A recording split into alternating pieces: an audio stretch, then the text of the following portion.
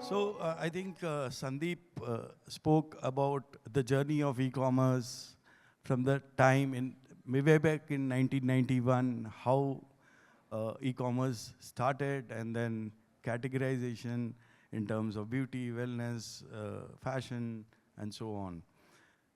And then quick commerce came in, and very interesting to learn that, food and grocery, apart from food and grocery, there are other categories which are doing very good in quick commerce. So today, the whole idea of doing this open house, and we keep doing this at every of our event, is to understand each other or share a story which is something which is relevant to the subject. And if there's anything to share, because we have some of the brands here, some of the service providers or enablers who would have worked for any of these e-commerce brands, to kind of do a quick short story about how, if it is a brand, how was, what was the defining moment in their journey. Because always there is, every day there is some kind of new things we learn. And it's very important to share with the other fellow attendees, delegates, on what could be possible in this domain. So I want to make this very interactive and engaging rather than having a Q&A session kind of thing. So your participation in this will help us and the other fellow panelists to understand what can be done in their business. So I want to open this, and please, you're welcome to raise your hand and share any moment which you would have had. And I would come to you and you can share that moment. Anybody, we can start with maybe few of them who want to, from the e-commerce business, if they want to share some things which they have done in terms of creating a customer experience or onboarding newer set of customers, some campaigns, some ideas which can help us understand better. So I'm open to, anybody has anything, or even an enabler ecosystem who has helped a client to work. Please share it with us. Anybody?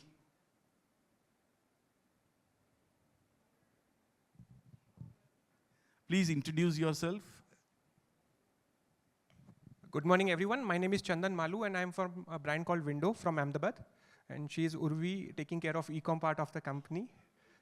So there was a small thing we were discussing, I think 6 months back, regarding Amazon. So Amazon does not give customer mobile numbers or data to you. So the retention you can see, when you can go into the deeper part, what is the repeat ratio and everything you can see on Amazon, but no customer data is available. So she came up with a brilliant idea. So we have small packets of 20 rupees, 40 rupees, which we do. We went to Indian Post and negotiated a price. So we came down to 20 rupees per parcel. 5 rupees was a small post cost. And we delivered 1,000, because we have 1,000 addresses with us. So we delivered 1,000 packets to all the customers who bought from Amazon. So that was our way of getting to them. And that customer experience, the feedback, because we sent our posts for reviews and our website post, and again, link for Amazon that you can buy again with the small taste of the product. So we got around 70 to 80 responses, and which was very good. So, everyone has a problem. Any e-commerce brand selling on Amazon does not share data of the customer. So it is a small, we are into millet-based products. So bhakaris, khakras, soya sticks is something which we sell. So we have small packets. So the weight was around less than 50 grams. And all the other channels were very expensive, 40 rupees, 50 rupees. It was across India. All the customers were from across India. So Indian Post was there. We always knew that out of 1,000 packets, there were 70, 80 packets which will never be delivered or returned back. But that was the best way to reach to the customer instead of spending money on, the other things. Yeah. Thank you. Thank you. Anybody else would want to? Because this is a very interesting way of at least getting a feedback and understanding that, how the customers look at your product or a brand. Anybody from the audience? Because let's make it more engaging, interactive, rather than, and don't feel shy, because it's a way to See, like this idea of what the gentleman said was very good. Anybody who has something to share, please raise your hand.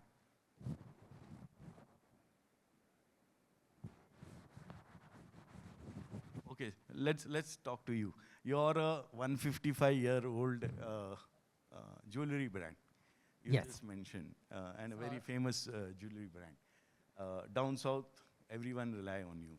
What's your take on e-commerce from a jewelry side? See, yeah, this is Radhakrishna from Krishnaya Jetty Sons at Jewelries. It's a 155 years legacy company in Bengaluru. We are selling gold jewelry, silver, and diamonds. So basically, we recently got into this e-commerce, where we are trying to sell the jewelry online. Basically, the challenges are like, yes, Sandeep was telling, Yes. the coins business is definitely picking up a lot. So we have a huge orders coming in for the coins, but we want to enhance for the jewelry because coins doesn't give much margin. Margin. So it's very hardly like, we are trying to make it as a business only. But jewelry is definitely needs to go across the world to all the segments. That's where we are trying to increase it. But the challenges are like, fake returns also happen with the dispatches many times. So this is one of the challenges, and hyper-local can't be possible with the jewelry industry because it's like, Yeah, because high it's a ticket very value. niche and a high-value product. High ticket value. So that's where like challenges are there. We are trying to see how it can be achieved. But otherwise, we want to make it as a definitely 100 crores to 1,000 crore business in the e-commerce itself. Very good. Thank you so much. Anybody wants to talk about any solution which you would have helped a client build? You can introduce yourself. Hi, my name is Ravi, and I help brands in sales, marketing, etc. So today, what is important is there are so many D2C brands which are in the market. One thing which came out was collaboration. What we saw was I was helping a men's brand, whereas very nearby there was another women's who was selling cosmetics, etc., which are also into baby products as well. So both of them were shipping out products, every day. And they were in the same vicinity, so we just had to kind of reintroduce between themselves. And whenever they shipped the product, so they used to carry information about these are the things available for your husband or for your brother, etc., etc. Alternatively, these people, when they ship their gifting and men's items, they would say, these are available, kind of send a communication. Today, everybody is spending on, marketing and sponsored ad, etc. It just reaches 1-2%. So this is a direct connect. The consumer is opening a packet. Okay, let's assume even 10%, 90% throws it away. At least there is a 10% chance to get leads. And it's just a collaboration. There's no cost involved. So you're saying 1-2% conversion from ad sales versus the 10% opportunity. Correct. So it really helped in terms of with zero cost, you are getting access to more consumers. So an opportunity to collaborate in your own ecosystem is very easy to find out. Every day your Amazon delivery guys come in. You can just ask him, where do you all pick up packages? He will give you a list, saying I pick up from 1, 2, 3, 4, 5, and what products do they make? Get a list, go and meet them. You get ideas, and you get business prospects. Thank you. Thank you. Anybody? Yes. Please introduce yourself. Yeah, my name is Prab, and I think since we are talking solutions for D2C brands, because I think there's plenty of use cases wherein people are bumping into problems. From a solution standpoint, what I've seen, and this is where we come in as an organization that is an agentic platform for omni-channel discovery, right? Because a lot of the D2C brands that we've spoken to, they kind of jump to performance marketing without having a solid SEO / a GEO backbone, right? And considering the fact that there's a large shift in terms of the search behavior of customer and the organic traction that they used to command, let's say on a dated platform like a Google or a Bing, is now moving to the likes of OpenAI and Gemini and DeepSeek and whatnot. So I feel that discovery is typically the new distribution. And while there are two problems, obviously the fulfillment is one, but then the discovery obviously precedes that. So for you to get a brand credibility and discovery, I think those things need to be in order.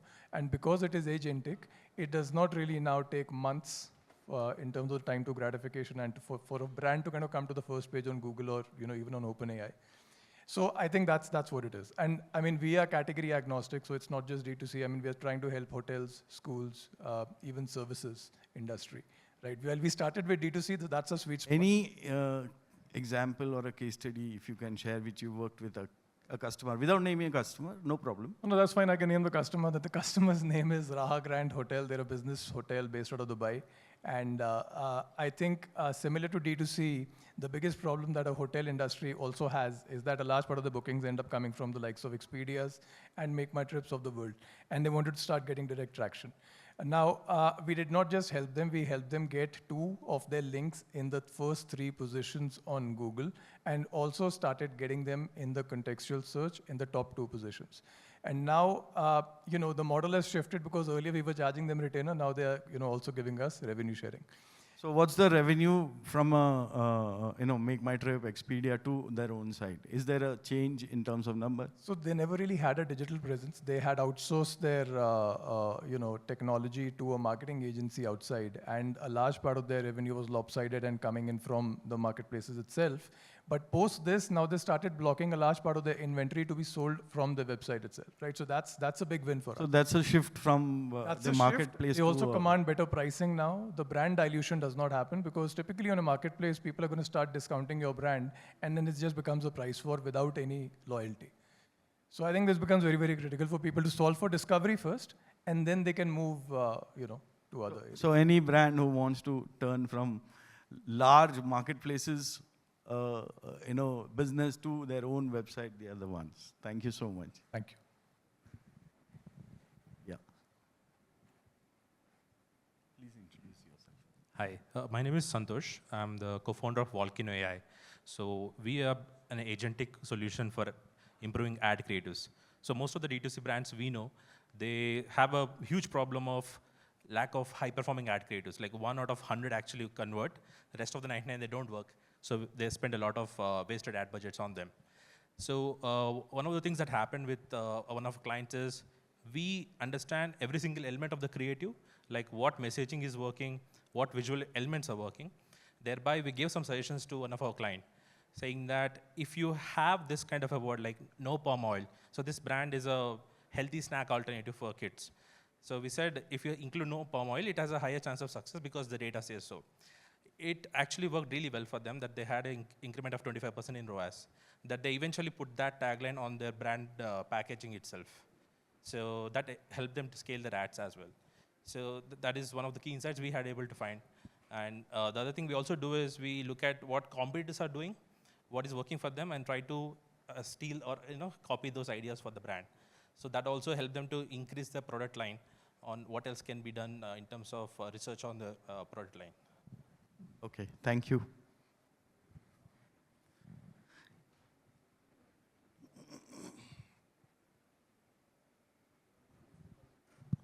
Hey everyone, this is Kavyan Sivam. I'm with Crop Photo. We basically help e-commerce brands, marketplaces, multi-brand retails, everything with, I would say, brand and legal compliance. So one of the major issues that all these brands are facing at this moment is that with the advent of AI, right? Lots of AI-generated images, videos are coming up. But are they on brand or are they complying with the legal rules? That's a big question at this point. That's what we are trying to solve for these brands. We are not a compliance checker tool sort of thing. We are a creative automation tool that helps you automate your creative process. For example, gentleman before me, he spoke about the ad creatives, right? Typically, a brand creates like more than 50 assets per campaign. And most of these asset creations are done manually, or they use some different stitched together workflow tools to create these assets. But those are all, it actually, more than solving the problem, it's actually complicating the entire creative workflow. We are automating with the help of cutting-edge AI, right from PDP, cutting down your repetitive PDP editing to creating different banner sizes for your ads. And with the help of AI, we help you build these assets that comply with your brand, and more importantly, that comply with your legal metrological rules as well. We all know, right, like how strict in India that these rules have become, and more than 3 violations, the executives are liable to get jail sentence and fines as well. So one simple example we can tell you is that, like, through our AI model, we are basically, of course, an agentic AI platform.